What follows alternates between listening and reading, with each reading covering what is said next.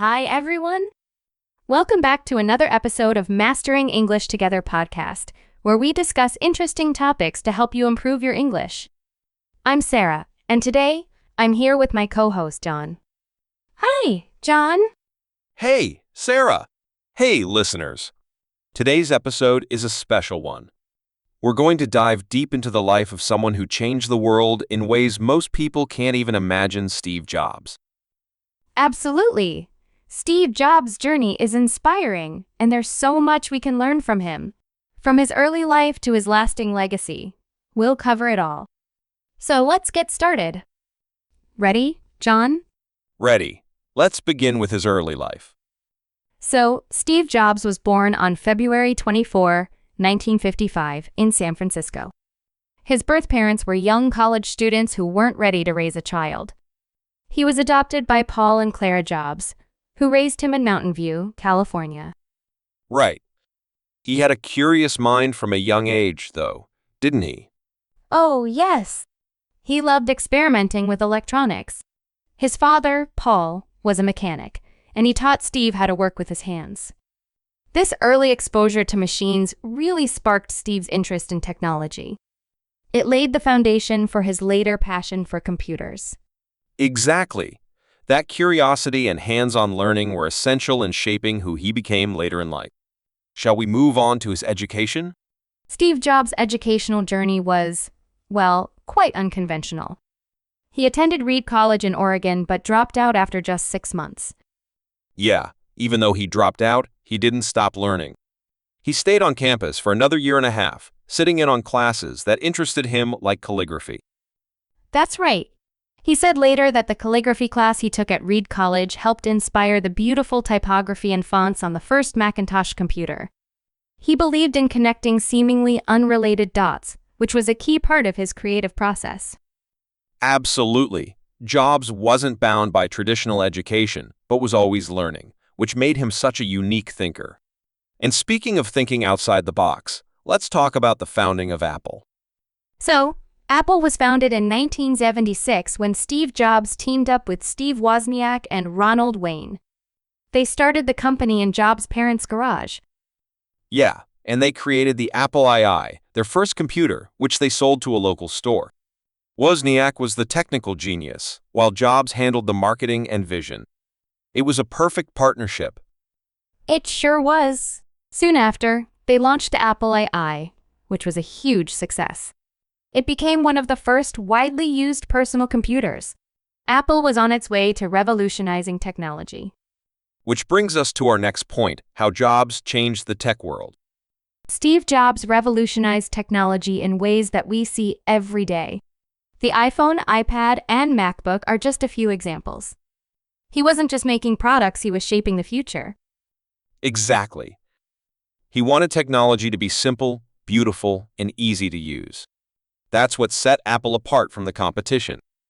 Yes, and it's not just the products. He also created an entire ecosystem, the App Store, iTunes, and even Apple stores. He always thought ahead, which is why Apple has been so successful. But despite his success, Jobs faced challenges. In 1985, he was actually forced out of Apple. Let's discuss that. In 1985, after a power struggle within the company, Steve Jobs was forced to resign from Apple. It was a tough time for him.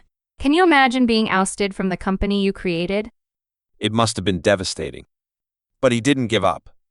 Instead, he founded another company called Next, which focused on high-end computers. He also bought a small animation studio that would become Pixar. That move was genius. That leads us perfectly into our next topic, his acquisition of Pixar. In 1986, Steve Jobs bought Pixar from George Lucas for just $5 million. And what a smart investment that was. Pixar went on to create blockbuster animated films like Toy Story, Finding Nemo, and The Incredibles. Yes, and not only did it change animation forever, but it also made Jobs a billionaire. Pixar was eventually sold to Disney in 2006, and Jobs became the largest individual shareholder in Disney. It's amazing how Jobs wasn't just a technology visionary. He also had a deep understanding of creativity and storytelling. Now let's talk about his return to Apple. In 1996, Apple was struggling. The company brought Jobs back as an advisor when they bought Next, his computer company. By 1997, he was the CEO again. And what a comeback it was. Under his leadership, Apple launched groundbreaking products like the iMac, iPod, iPhone, and iPad. These products didn't just save Apple, they turned it into one of the most valuable companies in the world. Yes, it's a perfect example of how failure isn't the end. Jobs came back stronger and made Apple better than ever. Steve Jobs was known for his intense and sometimes demanding leadership style. He was a perfectionist and expected the same from his team. Some people found him difficult to work with, but his vision and determination were unmatched. Yes, he had incredibly high standards, but that's also why Apple products are known for their quality. He once said, "Be a yardstick of quality." Some people aren't used to an environment where excellence is expected. That's a great quote, Sarah.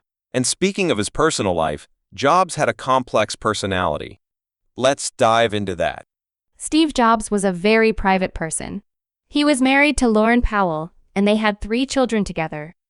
He also had a daughter, Lisa, from a previous relationship. Yeah, and it's interesting that for a long time, Jobs didn't acknowledge Lisa as his daughter. But later, they developed a closer relationship, and he even named one of the early Apple computers the Lisa. That's right.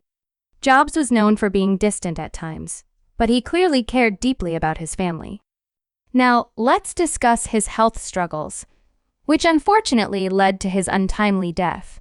Steve Jobs was diagnosed with a rare form of pancreatic cancer in 2004. Even though he fought it for many years, he eventually had to step down as CEO of Apple in 2011 due to his health. It's really sad because, at the peak of his career, he was dealing with such a serious illness. Jobs passed away on October 5, 2011, at the age of 56, leaving behind a tremendous legacy. Which brings us to our next point, his legacy.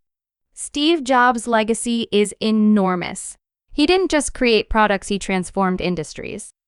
The way we communicate, work, and entertain ourselves has all been shaped by Jobs and his vision. And even after his death, Apple continues to be a leader in innovation. The principles Jobs instilled in the company are still very much alive today. His impact is seen in every smartphone, computer, and animated film. And let's not forget his famous quotes. He had a lot of wisdom to share. One of my favorite Steve Jobs quotes is, "Your time is limited, so don't waste it living someone else's life." I think that really sums up his approach to life. That's a powerful one, John. I also love "Stay hungry, stay foolish." It's a reminder to never stop learning and pushing boundaries. Great choices, Sarah. Jobs' words continue to inspire millions around the world. Well, that's all for today's episode, everyone. We hope you enjoyed learning more about Steve Jobs and that you're feeling inspired. If you want to improve your English, remember to keep listening to our podcasts. And don't forget to practice. Thanks for tuning in, everyone. If you liked today's episode, don't forget to subscribe and share it with your friends. We'll be back next time with more interesting conversations. Until then, keep learning, stay curious, and stay hungry.